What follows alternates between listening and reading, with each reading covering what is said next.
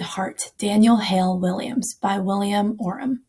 Chicago, 1893, a quiet summer evening. A man, his face clenched in agony, his shirt stained with blood, stumbles through the doors of Provident Hospital. Fortunately for the wounded man, who was black, this hospital gave care to patients of any color, which was more than that could be said of many of the hospitals in the city, indeed, in the whole United States. Provident Hospital had been founded in 1891 by Dr. Daniel Hale Williams. Williams himself had come a long way before founding the hospital. He was born in Pennsylvania in 1856 before the Civil War, at a time when almost 4 million African Americans in the United States were still slaves. Daniel's parents, however, were not slaves. His father owned a barber shop. As a boy, Daniel started to learn the shoemaking trade. Later, he worked in barber shops as well. All the while, he studied hard and read constantly in order to learn all that he could. As a young man, Daniel Hale Williams worked as an apprentice to the well-respected surgeon, Dr. Henry Palmer.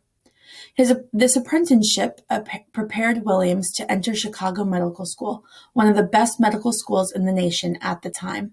After 3 years of hard work, Williams graduated with his MD degree in 1883. When Dr. Williams set up his medical practice, there were only 3 other black doctors in Chicago. He worked at the Southside Dispensary, where he was often called upon to make use of his skills in surgery. He also provided medical care for children at a nearby orphanage and taught anatomy at the medical college where he had studied. Wherever he looked, Dr. Williams saw few opportunities for African Americans to enter medical professions. He also saw that black people were sometimes refused medical care or did not receive the same quality of care available to white people. That is why, when the Reverend Louis Reynolds came to him with an idea, Dr. Williams saw the wisdom of it. They would start their own hospital, a place where black people could get the same quality treatment as white people. The hospital would also serve as a training school for nurses, a good dear to the heart of Reverend Reynolds, whose sister wanted to become a nurse but had been rejected from existing schools simply because she was black. When support from other clergymen, wealthy donors, and community residents, Provident Hospital opened its doors in May of 1891. It gave patients equal access to quality care and doctors and nurses equal access to quality training. In fact, Provident was the first hospital in the United States in which black and white doctors worked together to care for all patients, regardless of race.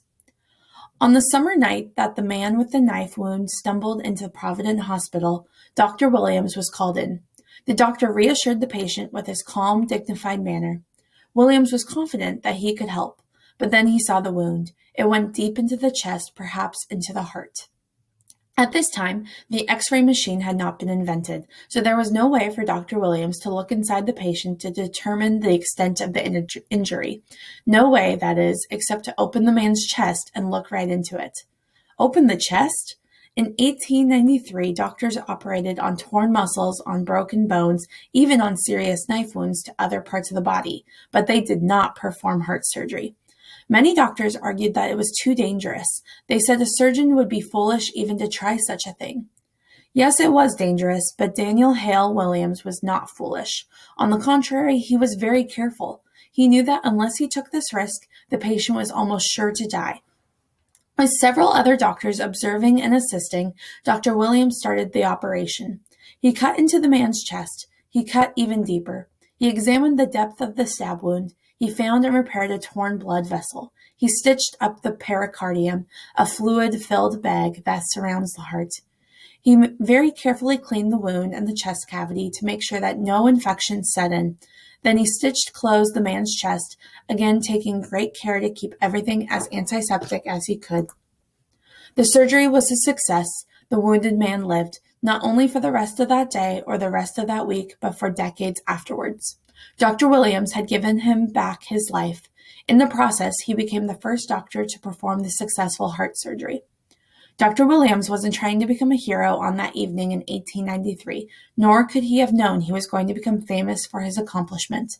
But the newspapers let the world know, in dramatic headlines that read, "Sewed up his heart." Dr. Williams went on to become chief surgeon at the Freedmen's Hospital in Washington, D.C. He reorganized the hospital and made it into a model of high-quality medical care. Daniel Hale Williams was successful in many ways. He worked hard to become a doctor at a time when the doors of the medical profession were generally closed to African Americans. He remained committed to his belief that all people deserve quality health care. And as a surgeon, he was bold enough to take risks, but careful enough to ensure the safety of his patients.